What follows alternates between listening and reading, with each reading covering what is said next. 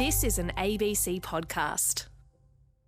Margaret Humphreys is a former social worker from Nottingham in the UK. One day in 1986, Margaret received a letter from Australia. It was a request from a woman who was looking for her birth certificate so she could get married. The woman mentioned in her letter that she'd migrated to Australia alone as a small child from England after her parents had died. At the time, Margaret thought it was an odd letter and that it couldn't possibly be true. I mean, who sends a 4-year-old orphan kid out to the other side of the world by themselves? As Margaret looked into the matter, she was drawn into a much, much bigger story than she could ever have imagined, an ever-widening story. She uncovered an obscure international scheme that was staggering in its ambition and in its heartlessness.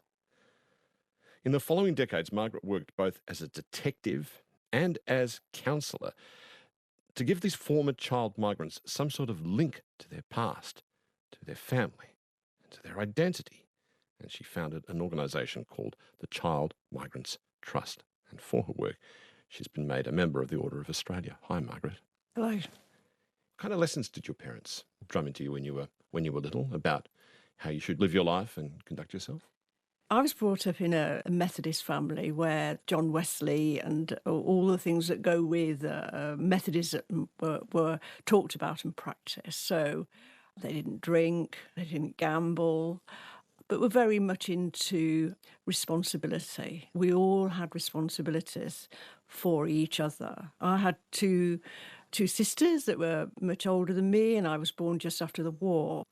So my parents were sort of middle-aged at that point, but had, I think as a lot of parents did, I can remember, had kind of great expectations for their children that were born around 1944 and thereafter. And were these career expectations or kind of moral expectations of you? I think they were both. I think they were both coming out of the war, that they'd seen, of course, great losses of people. Lots of the families in the area where I brought up had sons that never came back from the war. So I think there was a strong kind of moral tone for the children born afterwards. And I say they had expectations of us, and I certainly can remember feeling that. So you were expected to be of use, do you think? Most certainly. It was all about the contribution that we could make to make things better and to have useful lives. Very strong on responsibility.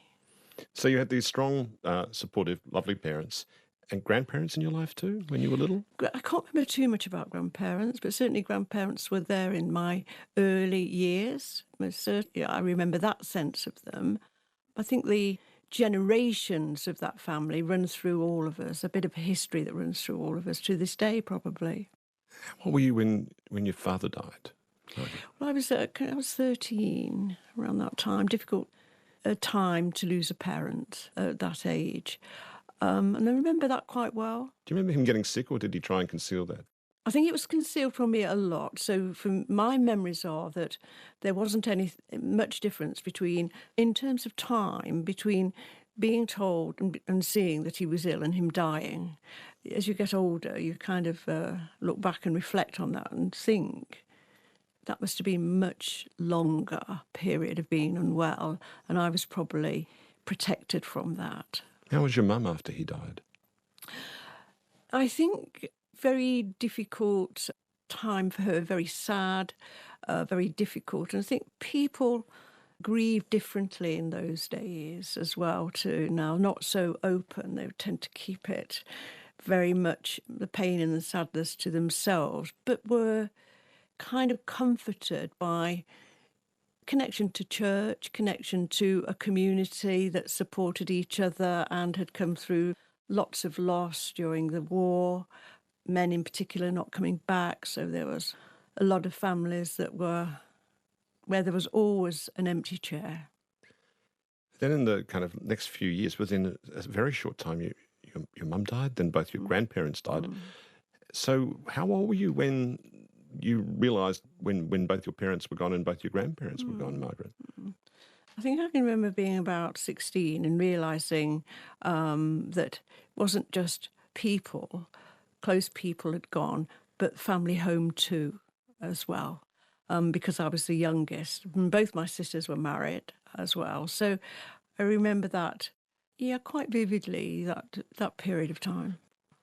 On reflection, do you think that losing both parents and grandparents at such a young age has really shaped your life and shaped your experience and your sense of the world and what's important? I think it's shaped my life, of course, because you haven't got parents there when all sorts of things are happening to you from 16 onwards as well. So probably, although I had strong relationships with my sisters and particularly my elder sister, so the family kept very close together. But of course, I think when you experience that kind of loss, of course it shapes you. You've been exposed to something that's very painful. But has it had a big impact in my professional work? Um, I wouldn't say. I wouldn't say that in a big sense. But of course, loss is part of all of us, and the thing is how we recover from that. So you took up social work. Did you find it satisfying at the outset? Social work, of course, it's a really important contributing profession which embraces lots of areas, mental health, the protection of children, the support of families that are struggling, a whole range of issues social workers are involved with. So what was the nature of the work you were doing in 1986 when that letter arrived? Well, really complex work with children that were at risk, children that were in some cases being harmed. So some of my work around that time was actually removing children from high-risk situations within families.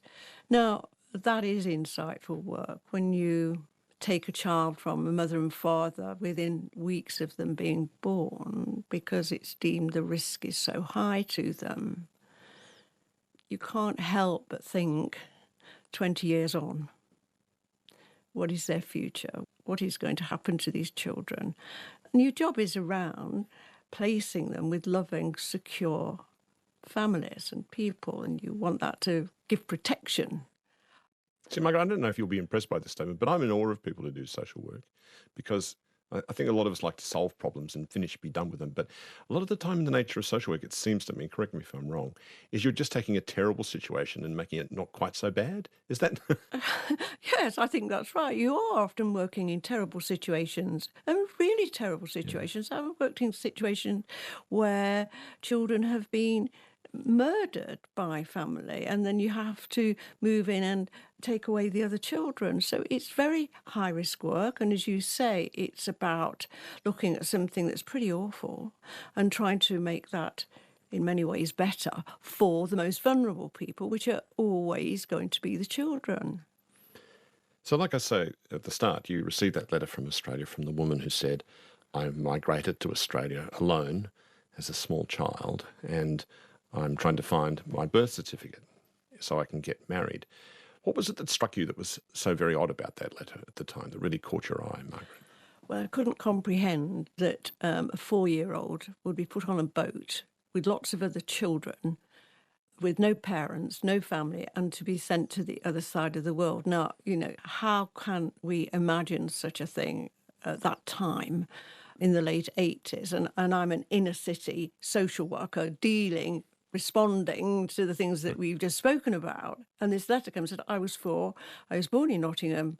I was put on a boat, sent to the other side of the world with lots of other children and no parents, and told my parents are dead. And then says in the letter, please find my mother. So what did you do? Did you disregard it at first or did you then follow it up? Well, I was kind of a bit taken back at that point, And the first thing, to my shame, was to think this can't be true. How could this possibly be true? So she must be confused about some. Probably she went with foster parents. So I was pretty taken aback by that. And so history tells us this. I wrote back to her and really tried to say as nicely as I could, it can't really be like that. But if you want me to find your birth certificate, of course I will do that so that you, whatever. And that's when a kind of a realisation was, she wrote back and said there were lots of children with me. There were lots. And I thought this was just terrible. Awful. If it was true in those numbers, it was so awful. And wrote to her and then came to see her and then, of course, found her mother very much alive. Yes, this is the thing. She presumed, having been told she was an orphan, that her mother was deceased. So did you begin by looking for a death certificate for the mother? Yes. And then found she was alive? Could find no death certificate at all for her mother. And what happened when you approached this woman, this mother that was very much alive? Well, in a sense, it kind of started to tell the story in many senses. So she didn't know her daughter had been sent to Australia. She didn't know that. She didn't know where her young child had gone. And there started to unfold, if you like, the story of mothers and fathers. Had the mother believed she just simply put the child up for adoption? Is that what had happened? My mother believed that she had been placed for adoption in the UK and that she probably wouldn't ever see her again. So it was absolutely, she couldn't get her head round herself how a child could, her child in particular, could be sent to the other side of the world without her permission and consent and involvement, and felt very betrayed by the authorities. So what happened when you went to the Australian High Commission in London to inquire about this woman's alleged solo voyage to Australia? Well, of course, that was in the very early days. And, the natural point to go to at that point for me was to kind of go and see what the Australian High Commissioner would think about this. And as I've said on many occasions, I went into the Australian High Commission and was kind of rebuffed nicely, but clearly told to go and talk to my own government at that point. And you see, you've got to remember at that point, I was much younger than I am now, and I'm not experienced in international affairs. And so it all started to, well, as I often say, that one letter, in a sense, lifted the lid on Britain's child migrant policies over many, many decades, and 130,000 children over years had been part of a migration Commonwealth scheme. How did you go about looking for other similar child migrants to the woman who wrote to you, Margaret? Well, of course, what you're trying to do is to get some truth and reality to a situation where people all round can articulate what happened to them as young children. So you're dealing with memories, feelings, and so I'm trying to that point look at where can I start? So let's try and start with some records. Let's try and start with something that's factual and not all about feelings. Feelings are enormous for somebody to come and say to you, I don't know who I am. And how did I do something wrong? Didn't my country want me? So the feelings are profound about abandonment and rejection. And so to then start and try and convert that into something like a record is quite hard because you're overwhelmed with the feelings of it. How did you get them to come forward to you in the first place? Well, I think in those early days, I put a very small advert in the Sydney Morning Herald, so that's late 80s. What, in the classified section? I can't remember. I just put something in that said, something really simple that said, and also looking back a bit ridiculous because I was saying, if you came here as a small child on a boat with lots of other children from the UK, be happy if you would get in touch with me. And what was the response to this? Well, my response, first of all, was to say, nobody's going to answer this. Right. I know nobody's going to answer this. And then, of course, the avalanche came, small at a time, small letters at a time. Still got all those letters. Of course I have, that people wrote and said, just read this. I came on a boat here. I came on a boat here with lots of other children when we didn't have parents and we were sent to institutions. So you look at this post bag and you think, what? You're a social worker in Nottingham at this point. Did you start to worry you'd gotten yourself embroiled in some Very big story. Were you feeling I mean, I think I'd be feeling overwhelmed at this point, Margaret. Were you starting to feel overwhelmed by what you were finding out? I was starting to feel very ignorant that I didn't know about this, that none of my social work colleagues, who are bright people, know the ways of the world. Nobody had heard of it at all, none of us. So that was a challenge, and it was a struggle. I didn't know the enormity of it. I didn't want it to be a huge issue. I just thought if it was just one person, it was awful. So at this stage, it's still all anecdotal. You still don't have the records. You came out to Australia. You got a trip funded to Australia to meet some of these people who'd written to you. What kind of stories were they telling you once you got to meet them face to face? Well, they were really confirming what had been told to me by the First Lady.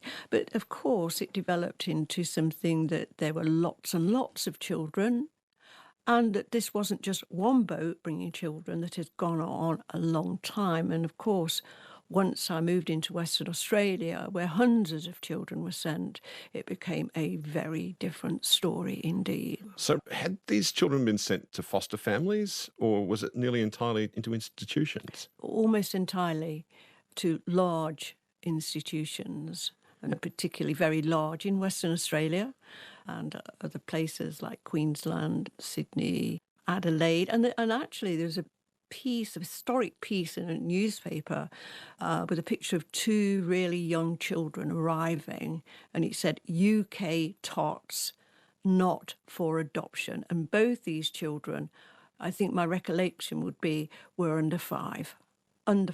So the whole policy around child migration to Australia in particular was not about families, was not about secure, loving homes. It was about institutions. So you're hearing stories then about children being sent to institutions, living in dormitories, stories of forced labour from children? Or very much so. You're very much so. And some children had to build the very institution that they were, I say, live in. And they would today, if you look at the evidence that's given today, say it wasn't living, it was about slavery, it was about abuse, it was about daily abuse.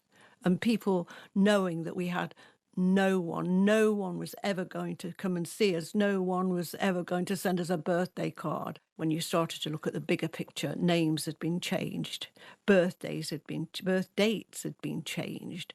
So What does that tell you, I wonder? I think for that period, when I was looking for families, looking for birth certificates and things like that, well, I'll give you an example of that. So I was asked to find a birth certificate and find a family of a child migrant in Western Australia. And I couldn't find her birth certificate anywhere at all. So she had a name, she had a date of birth. I was looking years around it, just as if the year was a bit wrong or whatever. Couldn't find it. So in the end, I had to sit with her and say, look, let's go through every minute from when you arrived and you got off the boat. What happened? Who did you see? How did you get to the place, the institution? What happened? And then as I took her through every moment of that, the weather, the smell, the children, there was a moment, she said, and when I got there, I was the one that had no bed. Everybody had a bed but me. And it was an empty bed. And I said, that's not mine, because that's not my name. That's not my name. So tell me the name, please tell me the name above the bed, which she did. And then I found her birth certificate. Was she remembering that as she was telling you that story? I went through everything. It's like when you... Well, so what effect did that have on her to remember as she's telling you this story? Well, look, this is about trauma. If something is very traumatic, you are going to remember every single detail of it, and it's really embedded in you. So you live a long time with that, never looked at again. It's there, it causes damage, it causes pain, but it is, as the word says, it is trauma. So the trauma for her was the journey, the taking away, arriving at a strange place, and no bed for her, but this empty bed with a name above it. And she remembered that name. And since then, I was able to find a birth certificate. That's huge. You don't know. This is your name your mother gave you. This is your name. So from that, we were able to find her family. On this trip to Australia, obviously if you've come all this way from England, you're not going to be fobbed off like you might have been fobbed off at the High Commission in Aldwych in London. What happened when you went to Canberra and wanted to see some records? Well, they were all difficult. You could get access to records during that time were really a no. You're not going to have access for all these reasons. So records during that period of time, to get access to them, was a complete nightmare. What about FOI, Freedom of Information Laws? And the Yeah, like? I don't think freedom of information, as we know it now, was open in those days. Really around those issues were around access to records. So whose records are they? Who do records belong to? So that was the argument. Are they your records? Are they the British government's records? Or are they this person's records? It is the link to who they are, to their identity, to their family. And also the bigger issues is how did these children come here and for what purpose? Clearly this is where you need the help of journalists. And you went to The Observer that wrote a big piece on all this. Yeah. What effect did that have? Did that go off like a bit of a bomb? Well, I mean, that's when journalism was about exploring and investigating to wherever it took you. So Finding out things that people don't want you to find out. don't want you to, yeah. So during that period of time, I mean, I think, I was very fortunate to work alongside really good investigative journalists. So, so they kind of ran this big story in The Observer, our children sent to the other side of the world, and the kind of histories of 3 or 4 children. And so that was a start, really, of what I would say exposing this practice. It was out there. So it was a pretty tough time. How many more letters came in after that Observer piece was run in hundreds and hundreds? So this is when you set up the Child Migrants Trust. What was the stated purpose of this organisation, Margaret? Well, it was then as it is now. Exactly the same, is to reunite former child migrants, only former child migrants. We work with any other group, with their families, with their country, with their identity, to restore basic human rights to this group of people and to their families. Was it, in a sense, a race against time, given that a lot of these people who'd approached you, who told you they'd been sent to Australia, been deported to Australia, I think was the phrase Gordon Brown used, you told me. That's right. Under the understanding that they were orphans, when in fact a great many of them were not. Was this in a sense a race against time to connect them with the living parents who were still living before those parents died? Well, one of the things that I kind of said all the time, to governments, to prime ministers, to wherever, so much can be done now, but every day counts. It took many, many years for an inquiry into aspects of child migration. We have to remember that child migrants to this very day have never had an inquiry that is totally into their circumstances. They've been part of other inquiries, most certainly, and the Royal Commission. But a formal, which they've always asked for, is a judicial inquiry into child migration. To this very day, that has not occurred. That, in some ways, is incredible, given the huge violations that this group have endured, have suffered, and had the resilience at times to come forward to inquiries and to share the appalling circumstances that they've endured and lived through. But to answer your point about time, that's still what I would say today, all these years later, that every day still counts for them. It seems like it's the opposite of hurry up and wait. This thing goes on for decades and nothing happens for decades. And then suddenly there's this race. Suddenly you have to hurry up to connect these deported children with their parents, Look, such as they are. Yes. all that, all of the above. But look, we're a lot more informed now. There's been 2 national apologies. There's been the Royal Commission. There's been inquiries in the UK too. But it's still the same situation, that we need to move quick to do everything that we can. And I'm mindful all the time that during that decade, that lost decade in the 90s, when parents were alive, there are many people who have not met their mothers and fathers because of the inaction during that period of time.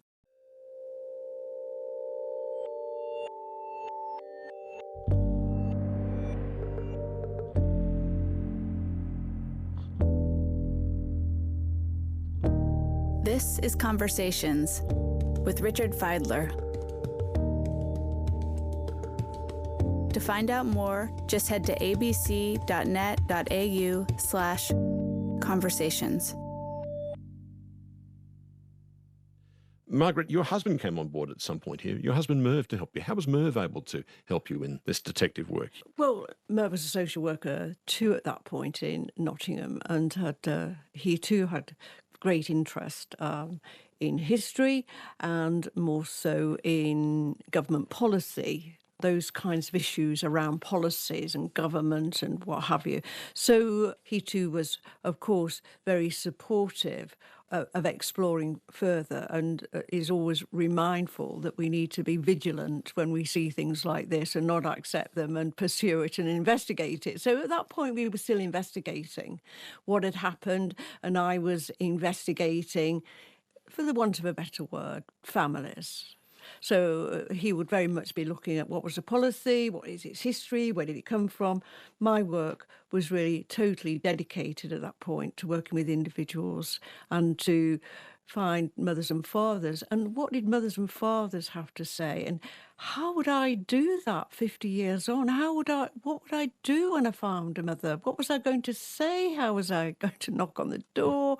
What was the right thing to do? So all those things around good professional practice were on my mind all the time, because it was a great challenge. What would happen the first time I sat in front of a mother? What would happen? How would we talk about it? So those were the things that were consuming me at that point, while, Mervyn was really looking at the history of these schemes. What were they all about? What were they for? Tell me about the ad he uncovered from 1954 for something called the Fairbridge Society. Well, there was this advert. 2 or 3 children, said, give them an opportunity. Let's send them to Australia, give them an opportunity. But the policy issues around it, and this is well documented, it was a kind of explicit policy that this was for white children only, and to populate the British Empire with those. I still find it difficult to say these words even now. Good white British stock. Good white British stock. Now, these are parents, children, boys, girls. I even find it difficult now to say those words. Recently, I was listening to a programme in the UK about care, children in care now, children in care in the past. And a West Indian young man came on the programme, and I think this is interesting. He said, if you were in care in the 50s and 60s in England, in care, being black was terrible. But the only thing that our colour ever saved us for was being sent to Australia, where they had a far worse time. What were the institutions involved in this scheme? You mean who are they? Who were they? Yeah. Well, they were all the big charitable and religious organisations, the very organisations that my parents brought me up to actually give to and support during those early post-war years. So they would be household names. Mainly the churches, the National Children's Home, Barnardo's, the Fairbridge Society, and lots of church organisations, particularly the Roman Catholic Church. One would, I think, said at that point, all the good and the great was terms I've heard used very often, all the good and the great. How long was this scheme going on until? When was it finally dismantled? I think the last child to actually come out on the child migrant schemes was in the early 1970s, but the figures, of course, started to go down a lot. You mentioned Perth was a particularly interesting place for this. Was this, I'm imagining, probably because was it the first point of disembarkation in Australia where the boat would arrive at Perth before elsewhere? Fremantle. In Fremantle. Yeah. You went on radio in Perth and talked about this. And again, deluged with people as they came forward after that? Absolutely. Yeah, and I mean, yet again, at that point, all those years ago, didn't know whether anyone would turn up. And of course, the following morning, there were just queues of people, men, women.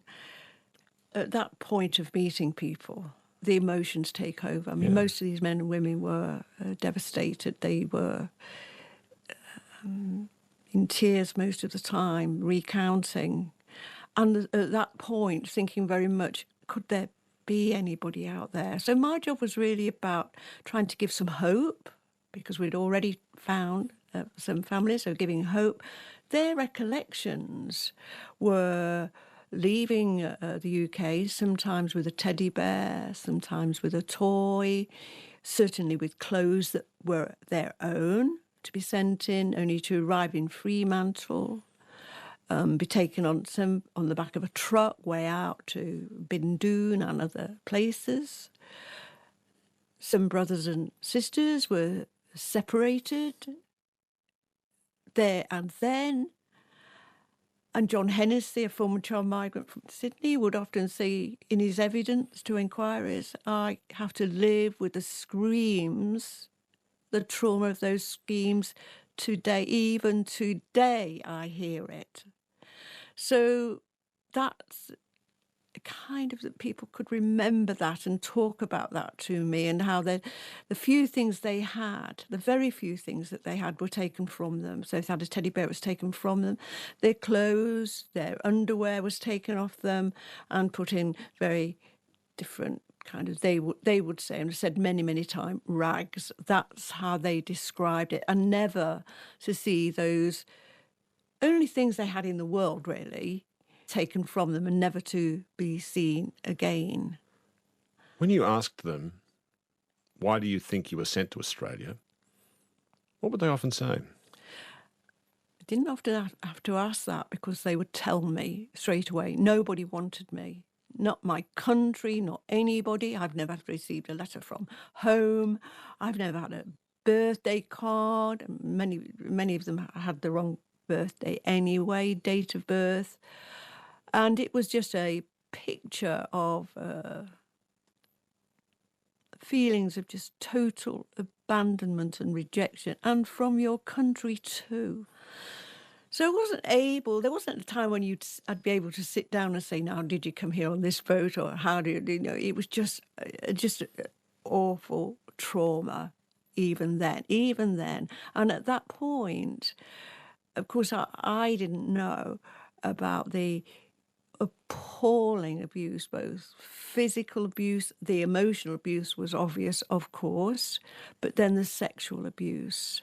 And that took some time for that. But the feeling that never occurred to them that their parents might be alive, never occurred. So just that betrayal. So the joy of finding mother still alive and brothers and sisters, the joy of that was always tinged with the betrayal. How could somebody betray us in this way? Why should we have been treated like that? And our mothers and fathers too. So many had been told that they were orphans when they got on that boat and came to Australia. How often was that really the case, though? I think for me and for my colleagues, we've only met under 5, probably 1 or 2 people whose both parents had died at the point that they were deported. What were some of the other countries these kids were sent to other than Australia, Margaret? Yeah. It was part of a Commonwealth scheme, so Canada, New Zealand and Rhodesia that became Zimbabwe were the main places that children were sent to within the Commonwealth. When you approached some of these agencies, these institutions that had taken in these children, these deported children, I mean, decades had passed. Were they willing to assist you in looking into these schemes? I mean, the people who were in charge of them now, well, at that point, were presumably not the same people who'd been there running the schemes, or maybe so, I don't know. But were they willing to own up to this and look into the history of this thing? I would say, and I think my colleagues would say too, that the response of those days was denial. Everywhere was denial and distancing. I remember once having a letter from a social worker who worked for Bernardo's and as a social worker, and wrote to me and said, I'm a social worker, blah, blah, blah. And was my employer ever involved in child migration? Now, Bernardo's was one of the biggest child migration agencies. So there's your story, you see. Here we have a social worker working there, I'm sure doing good work, whatever, but didn't know the history of his employer. That's a story in itself, isn't it? Presumably you need a lot of resources to undertake this work. You're getting no help, obviously, from these charities and organisations. Any help from government or from private benefactors? Well, I think government were very slow in coming forward to acknowledge they were involved in this kind of child care, as they would call it. Lots of people didn't meet their families because of that. So it was denial everywhere for a very, very long time. So no, people didn't rush forward to fund the trust. People didn't rush forward to have an understanding of what had happened to these children, British citizens, where we had an ongoing responsibility at all. The name of the response was denial. But a private benefactor did come forward. Some did, yes. Individuals came forward that were touched by it and were shocked by it and could see that the opportunity for finding families, for dealing with this, responding to it in a responsible humanitarian way was possible. So there were individuals that actually helped to support financially the work of the Trust in those early days on the basis that it would take time to get governments to the table.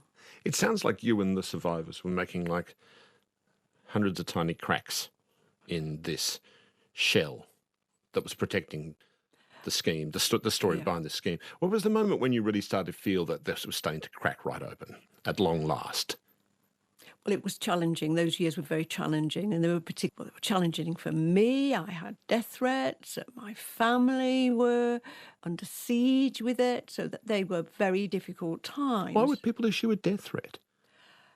I suppose that if you're an organisation that knows that the children have been sexually abused over years by multiple perpetrators, I guess that the finding of one's family for an individual child was one thing, but what was that going to reveal? Because there were times when I didn't know that was the issue. But soon, when people had the confidence that we were professional, the biggest thing was trust. How do you build trust when all that has happened to a child and they've had to... What mechanisms have they used to survive? Well, one of them is to trust nobody. So during those years, part of my work was to establish trust. Now, how do you establish trust? Well, you deliver. You show people that it can be done, that they can have hope, that they can trust, but you have to do it. So for years, and still today, the culture of the Trust is keep the child migrants at the heart of everything you do.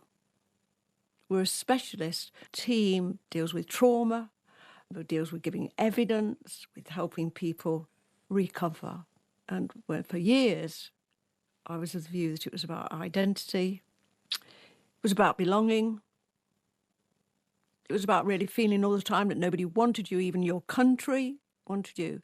But what was it underlining all of that, which is bad enough, was that they were exposed to the most appalling abuse. You only have to look at the inquiries where they've had the strength to get to a point where they can tell us. And that took a long time. Over time, as more and more documents were made available to you, what did you come to understand was the thinking behind this scheme back in the day? I'm not sure. I don't know what you think. I'm not sure I entirely subscribe to, oh, that was how people thought back in the day. I don't know when it was ever acceptable to separate siblings and tell them a whole pack of lies in order to get them moved one side of the globe to the other. What was the thinking behind this scheme? You know, I'm so glad that you raised that as a point, because during those days, one of the things that would always be said to me was, you don't understand, you were born after. These were the standards of the day. And that was said to me time and time again. And in giving evidence I've given evidence, I think, to 12 inquiries and 1 royal commission, I've continually said, when was it lawful to rape a child? Can you tell me when that was lawful, please? What I tend to say now and what I feel for people of our generation and younger generations is, don't get into this groove of, well, that was the standards of the day. Let's turn this round and say, actually, what are the standards of today? What are our standards today in relation to child migrants and their families? We need to focus on that. What are we all about today? What are our responsibilities today? Your focus has, quite rightly, as you say, been on the survivors, with the people who were caught in this scheme.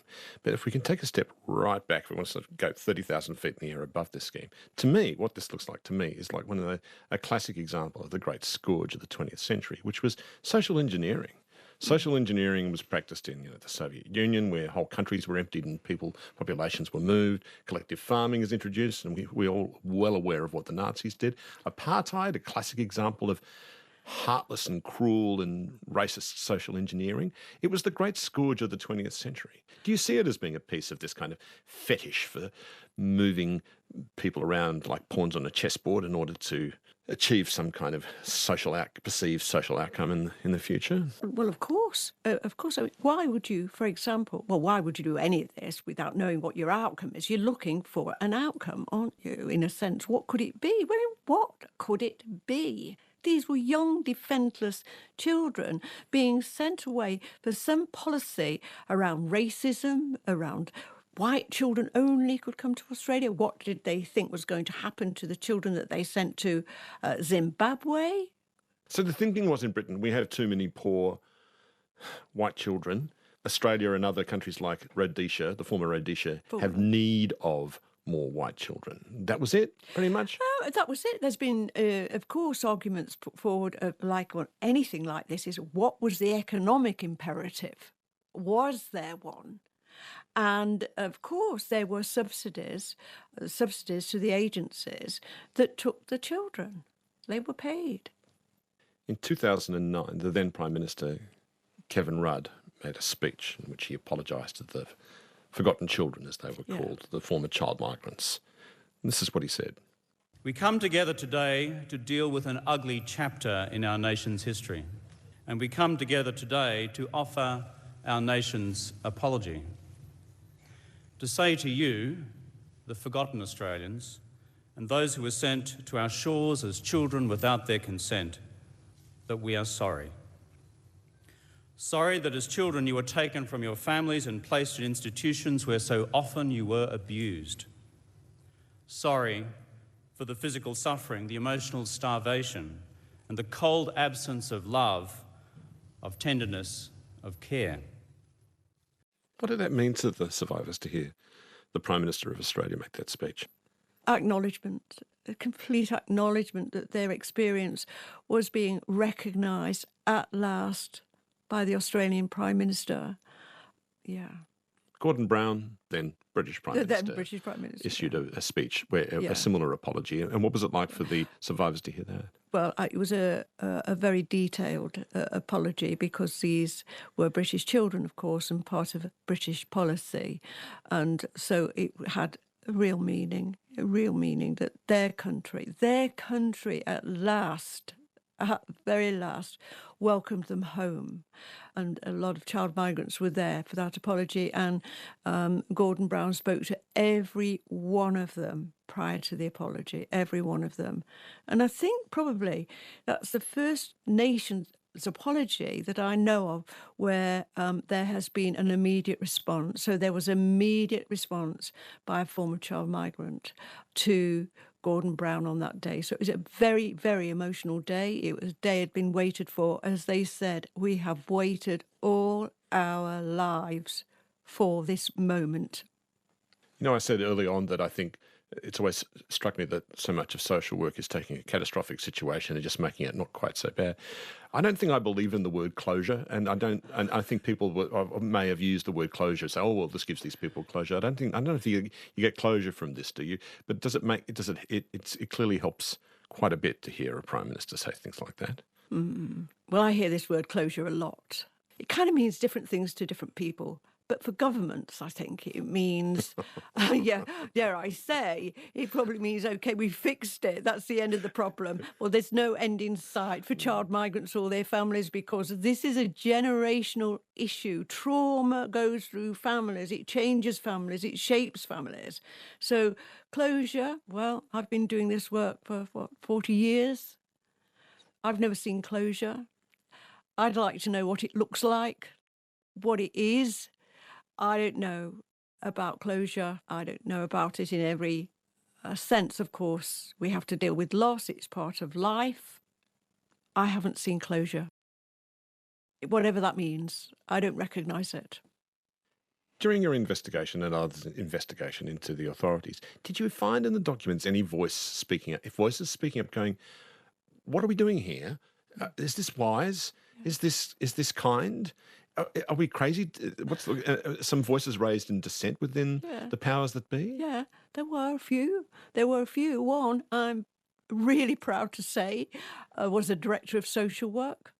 And she raised the issue and said this isn't how we should be treating children, any children. Certainly we shouldn't be treating our children in this way.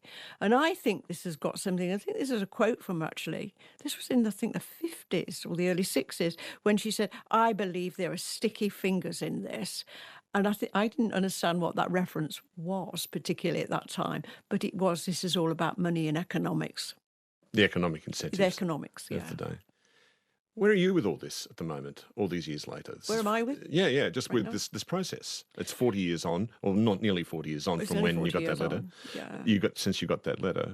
Nearly 40 years on. Well, great change on this issue, isn't it? I mean, the first thing we look at is restoring people to their families. Still, that is our priority. And identity and belonging. It's a human right. It's there. It's about all of those things that for us we all take for granted. And in a sense, that's what Gordon Brown said that day to the child migrants. The things that we take for granted, you must be able to do, and we will always help you do that. Big statement and correct. Of course, that's about that. All of those things. So, well, have things improved? Of course they have. Has there been huge mammoth change on these issues of understanding, of accepting rather than denying? Yes. Did it take too long? Of course. But we are in a different place now. And the child migrants themselves, like myself, we're all getting older. We're 40 years older from that time when there was so much hope. I'm reminded of that old saying, the only rights you really truly have are the rights you can defend. Children can't defend their rights. That seems to be a big lesson here. That when it comes to government's handling of children who don't have parents to represent their best interests, the greatest care and transparency must be exercised. It seems to me that's one of the big lessons of this, Margaret. That's one of the big lessons, of course, around that. The other lessons are about identity and that children become adults. and abused children have difficult adult lives. It impacts, it goes on. So ever vigilant around those kinds of issues in protecting children and protecting violence, whether it's in families, whether it's in institutions. It is our responsibility, all of us, not just government. What an amazing, powerful story, Margaret. Thank you for all your work. Thank you.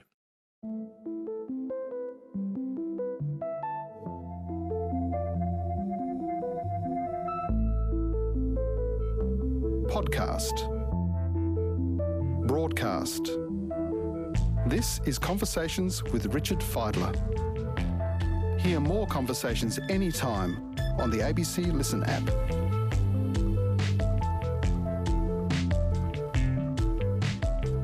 Or go to abc.net.au/conversations. Dr. Margaret Humphreys has been awarded the Order of Australia for her work in establishing the Child Migrants Trust. I'm Richard Fidler. Thanks for listening.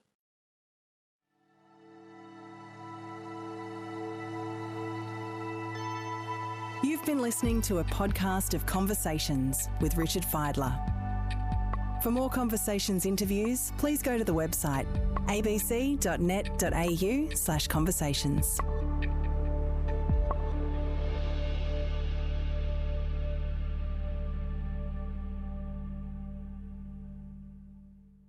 Discover more great ABC podcasts, live radio and exclusives on the ABC Listen app.